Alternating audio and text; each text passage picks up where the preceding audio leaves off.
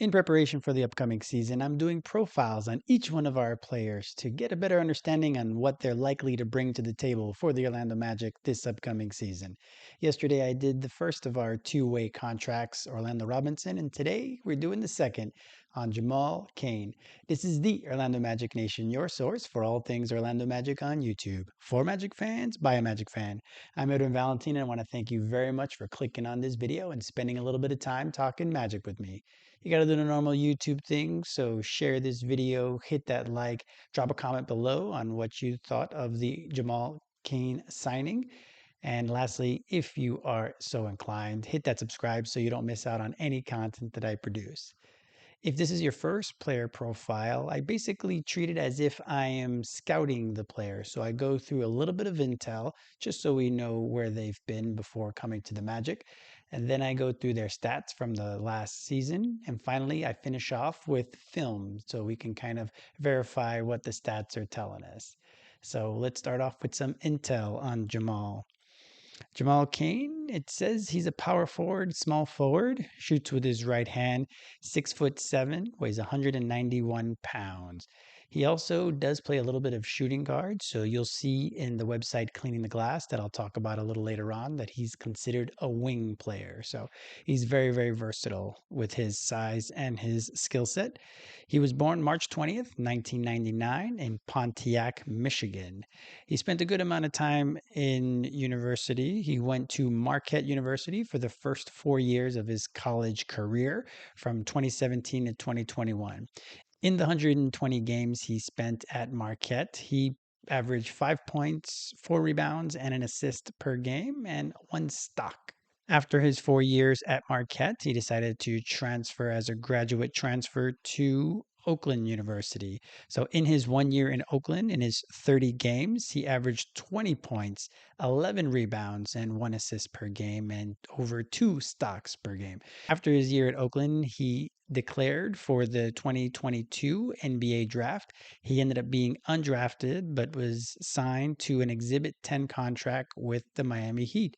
This might sound familiar when we talked about yesterday with Orlando Robinson as well.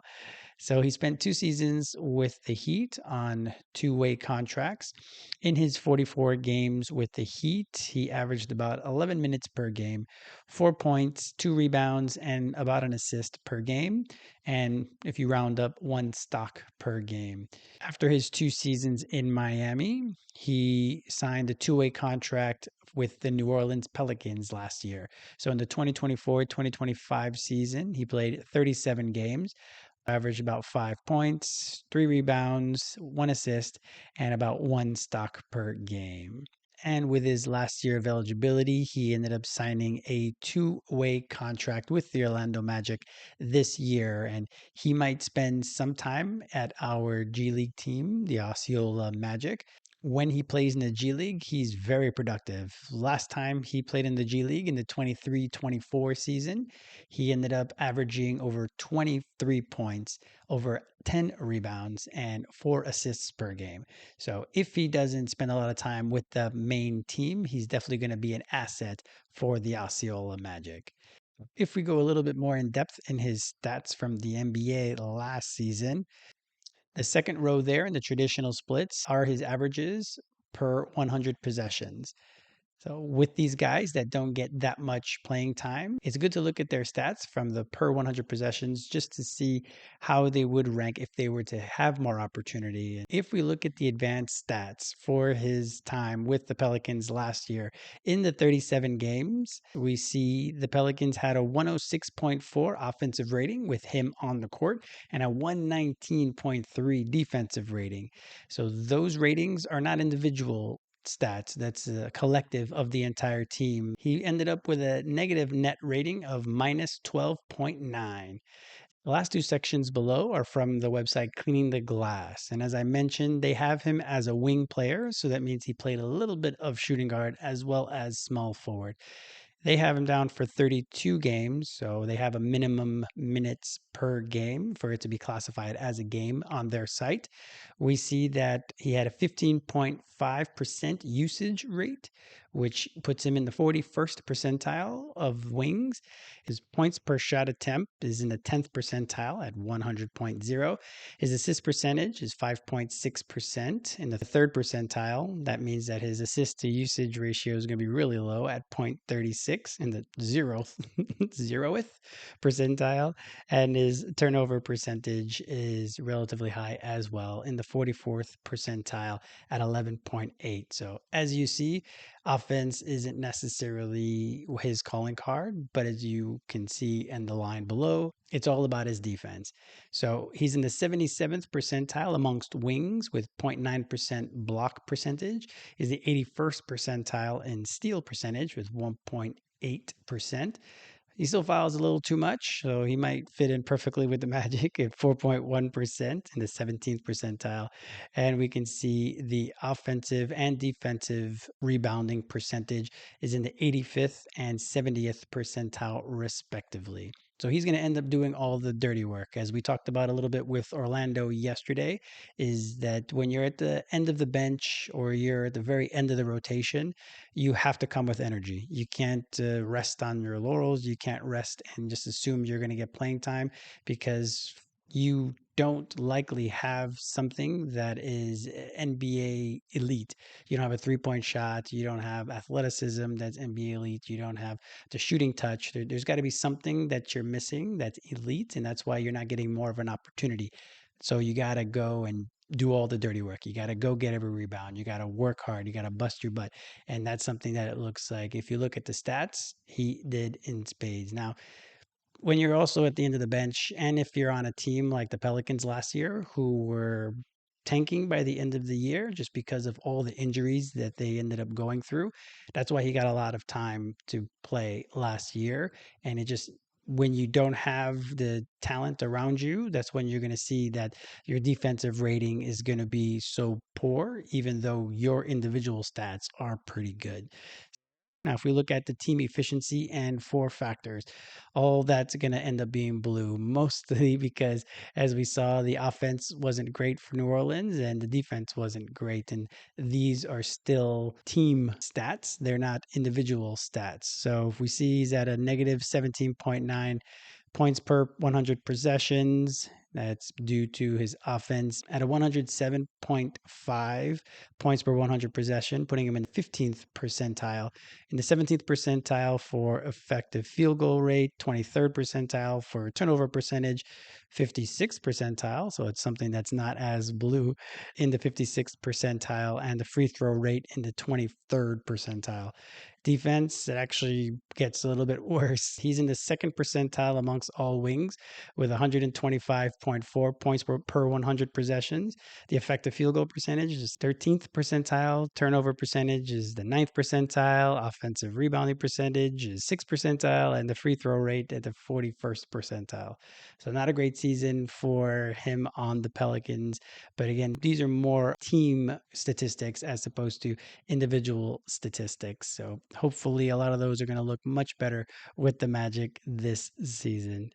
If we look at some of the things he's excelled at last year, the pick and roll ball handling, he was in the 100th percentile in that category with 1.54 points per possession. As you see, not a lot of frequency, but when you're able to get into the 100th percentile in pretty much any stat in the NBA, that's still going to look good for you.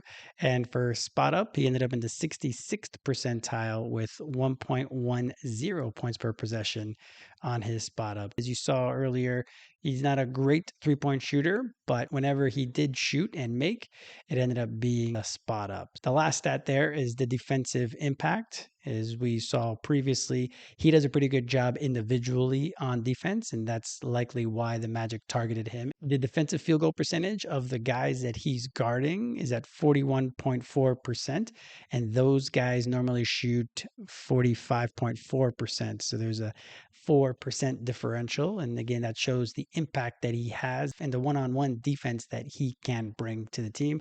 Guys at the end of the bench, they need to be able to plug in easily to what the Magic are doing. And defense is our identity. So it looks like he's going to be able to slip right in to that philosophy. and the way he scores. 49% of his field goals are two pointers and 51% are three pointers. So he's more likely to shoot three than two, as we'll see a little later on in the film. 42% of his points are from 2 point range and 40% from 3 point range. So as you see, he's going to be one to be spotting up. That's why he's in the 66th percentile in the NBA. So he's going to be open a lot if he's going to be playing. If we look at the shot distance for him, we see that at the rim, he's able to score pretty efficiently at 77%. Obviously, once we get a little further away from the rim, it starts to drop off a bit. It's not so bad up to 10 feet, but once we get to 10 feet to 3 point land, he didn't have too many shots in that range last year, but it didn't go very well. And again, we'll see that a little bit in the film. But from 3 point range, he shot the majority of his shots from 3 point range, and at 33%, that's below average, but if he was on the Magic team last year, that actually wouldn't be too horrible, unfortunately, for how he shot last year. So now let's go over to the film. With him shooting a majority of his shots from 3 point range, we're going to start off with his three pointers. Now, he didn't shoot as well from the corners. He shot about 34% from above the break. So we'll see he's a bit more accurate with that shot in some of the film. But as you see, he's stationed out in the corners. They're not closing too hard, partially because his percentage isn't high. He's not a high volume shooter, and he's not at in the 40% range. So there's kind of soft closeouts. So he made them pay at different points.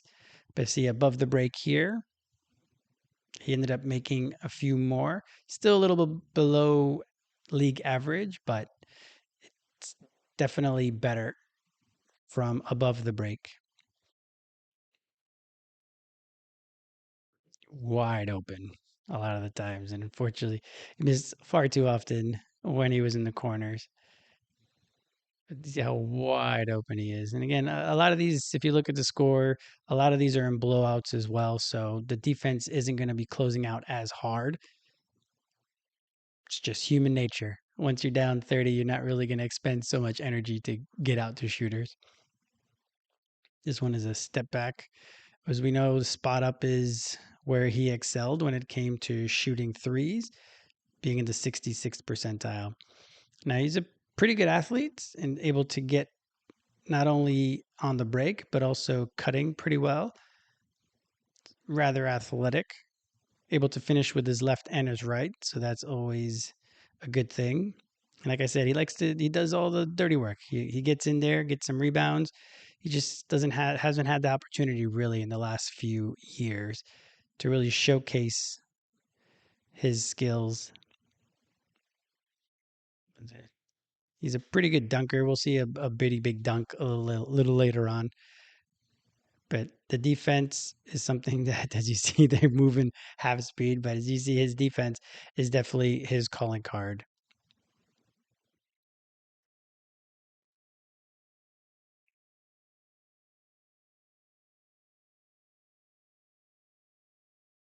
It's another one with the left. Again, he's crafty.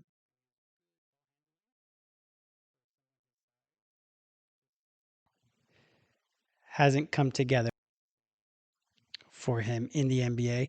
But this is also why he would be a key asset to our G League team, because we know that the pace in the G League is much faster than it is in the NBA.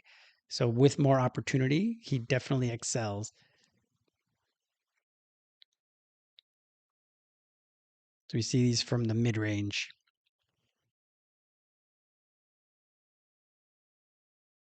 So he doesn't have the feel when it comes to the mid range. Even these little bunnies, he ends up missing.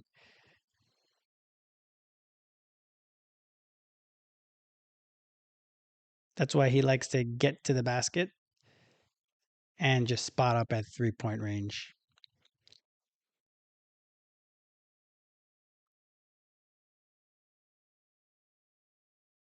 He's able to hit a few of them, of course. A little bit of a post up and a little hook. Reminds me of Orlando Robinson, like I talked about yesterday, with his little hooks.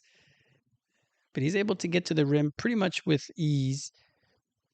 So if we have enough spacing, then he'd definitely be able to take advantage of a lot of that space.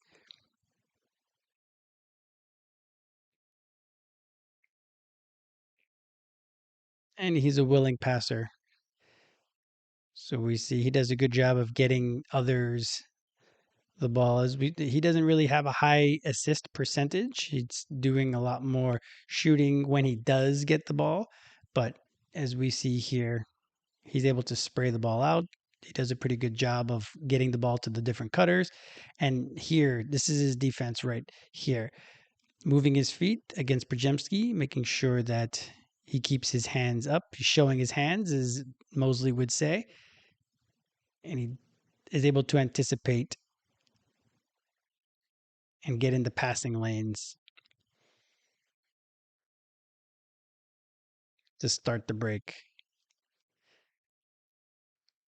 Another one.